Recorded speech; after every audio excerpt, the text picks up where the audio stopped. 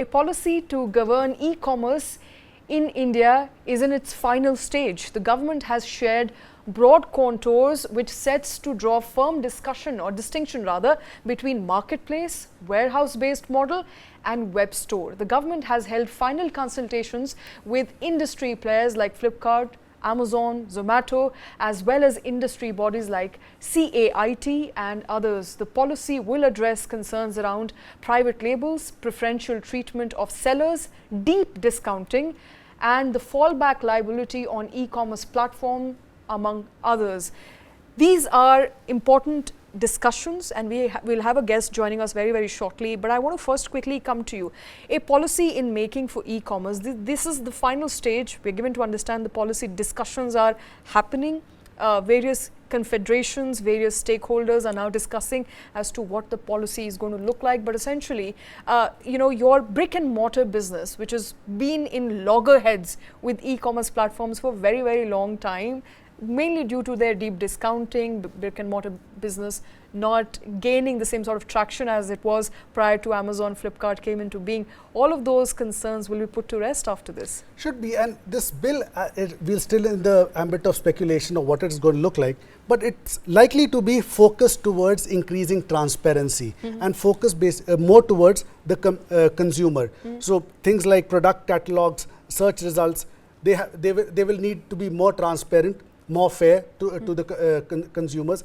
There is likely to be setting up of an e-commerce exports hub as well, which is going to create a favorable platform for businesses to access foreign cross-border e-commerce sites and activities. So that is going towards creating a level playing field for Indian players in the global markets. So those are the things that are expected. The policy is also likely to prohibit marketplaces from having any ownerships in the sellers. So, things coming on Flipkart, being displayed on Flipkart cannot be owned by Flipkart, which was the case, as Karthik told me some time back, that there was a company, Marq, which was on Flipkart, which is owned by Flipkart at least partly. So, those things will not happen now. FDI right now is allowed in the platform provision space, not in the inventory-based model space in the e-commerce category. Will that change? We'll have to wait and watch. All right. Let's quickly also get in Praveen Khandelwal of the Confederation of All India Traders, who has been a crucial key player in that discussion with the government. Praveen, I want to understand what does this policy entail? What have you heard from the government so far? You've been a part of these discussions. What would an e-commerce policy look like?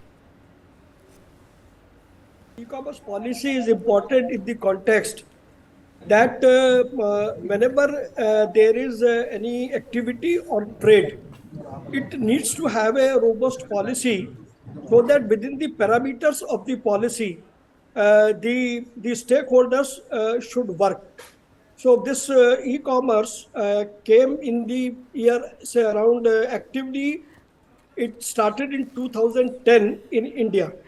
Unfortunately, till date, there was no policy and no rules.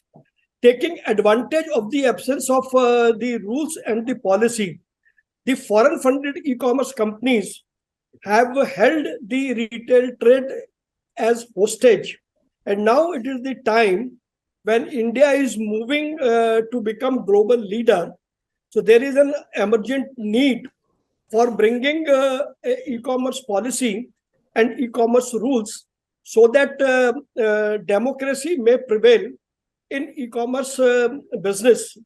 That is why the e-commerce policy and the rules both are very important. E-commerce rules are important. That is without a question.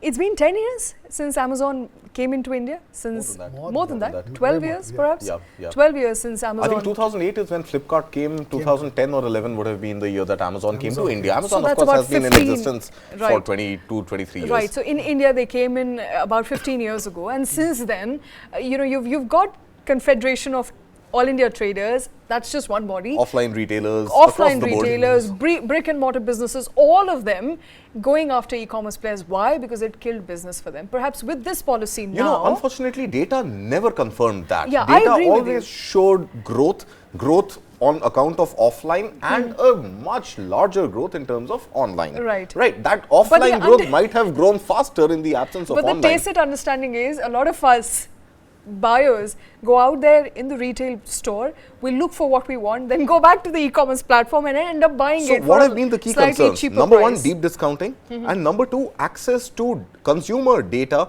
which helps e-commerce firms understand exactly what the customer wants, over time analyze that data and set up their own private labels. And that's the example I was giving Amit also, that both Flipkart and Amazon Basics, for example, Flipkart's mark and a couple of other such private labels mushroomed and came into being because these large e-commerce players understood exactly what customers across cohorts want and got their own private labels to serve them exactly that at a cheaper price. So deep discounting existing products and creating Me Too, likewise similar man-to-man products of their own brands, which they were able to sell even cheaper. Okay. So obviously, you know, retailers and offline trade and online have always been in conflict with each other. Some sort of a policy framework in the form of this e-commerce policy should at least level the playing field for both and have something for everybody. Right. And before I let you go, Praveen, I also want to quickly understand, what does this policy mean for consumers? What is in it for consumers?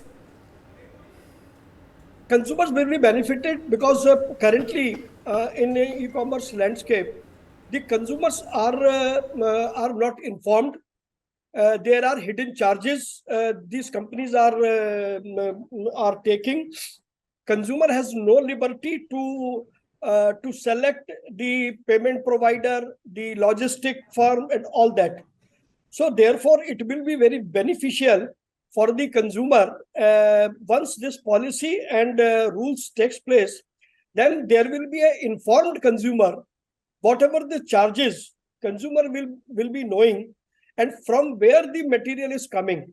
Today, consumer doesn't know that whom he has placed the order and from whom he is getting the material.